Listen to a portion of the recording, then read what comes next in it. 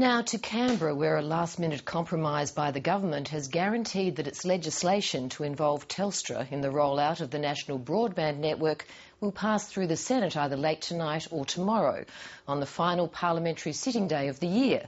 The bill was at risk all week after the Independents and Family First Senator Steve Fielding demanded greater scrutiny of the project and the release of the NBN business plan before the Senate vote. Political editor Heather Hewitt. It looked and sounded like one big government backdown. I can confirm that the government today is releasing an important document to facilitate the passing of the Telecommunications Structural Separation Bill in the Senate.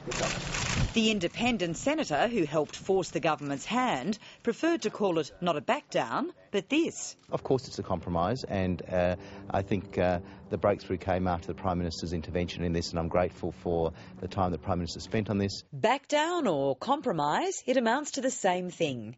After negotiations between Senator Xenophon and Julia Gillard lasting well into last night, the government gave the independent senator pretty much everything he wanted to get its bill through the Senate. This enables Telstra involvement in the rollout of the NBN, and without last-minute concessions, the legislation appeared doomed. Shortly we will be releasing a 50-page document that summarises the NBN Co business case. I have determined to do this in consultation and joint work with the Minister after a series of detailed discussions with the independent senators. After several days of steadfastly refusing to release the NBN Co business plan, demanded by the Greens, the Independents and Family First Senator Stephen Fielding before the crucial Senate vote, the government was suddenly prepared to cough up a summary. Why has it taken until the afternoon of the final day the day before the final day of Parliament for you to release this? Why wasn't this done weeks ago? We are releasing this to facilitate the decision-making of the independent senators and also to support crossbench members who have supported this legislation. A number of them have availed themselves of the confidential briefing from NBN Co. They have legitimately said to us that they would like to be able to explain to their constituents why they've taken the decision that they have taken. Nothing like trying to put the best light on a political process that had been unravelling until the Prime Minister's intervention. It finally became clear to the government that the offer of briefings with confidentiality agreements was never going to be enough, and it had no choice but to cave in. I think this is a win for transparency, and there are safeguards in relation to this process with the structural separation of Telstra, which in turn will impact on the NBN. There are some amendments that will be moved, and I have a letter from the Prime Minister which I will release to you, which sets out the process of scrutiny, having a joint parliamentary committee which every member of Parliament can be a member of.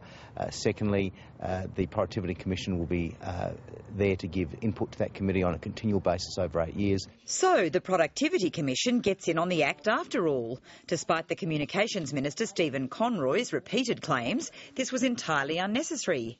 Apparently, he and the Prime Minister still hold the view that the government and NBN co-chief Mike Quigley have provided more than enough detail. The Minister, the government has been consistently providing information about NBN for a number of years now, and it's been the subject of inquiry in this Parliament. I've actually lost count of the number of inquiries that have been held into this. Mike Quigley has appeared before many of them. He's appeared at every Senate estimates since he was appointed, unless he was overseas, and he's been answering the questions. This argument that there is no ongoing scrutiny is just not true. What's more, the government is indicating it has nothing to hide and that the NBN business plan holds good news, including a lower cost estimate for the project. It confirms that the total capital expenditure is $35.7 billion. That is obviously less than the capital expenditure previously publicly released of $43 billion, and that difference is overwhelmingly explained by the agreement with Telstra. So why on earth wasn't this released in the first place? It's unclear what the government thought it had to gain by digging in, but the deal has now been done. The bottom line is the Telstra bill is the first in a package of legislation for the NBN rollout, and the government can't afford to get the independents offside. That's why the Prime Minister stepped in. We had good discussions and I don't think we would have got to this stage if it wasn't for the PM's intervention. When you say you're pleased that the Prime Minister intervened, are you critical of the way that Senator Conroy played this?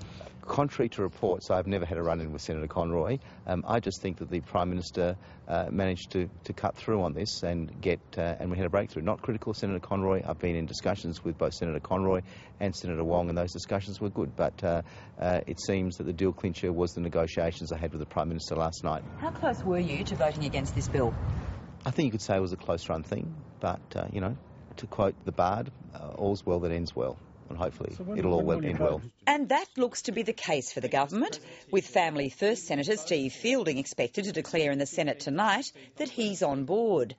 That's the confirmation the government needs that its bill will get through the Senate by tomorrow on the final parliamentary sitting day of this extraordinary political year. Political editor Heather Hewitt there.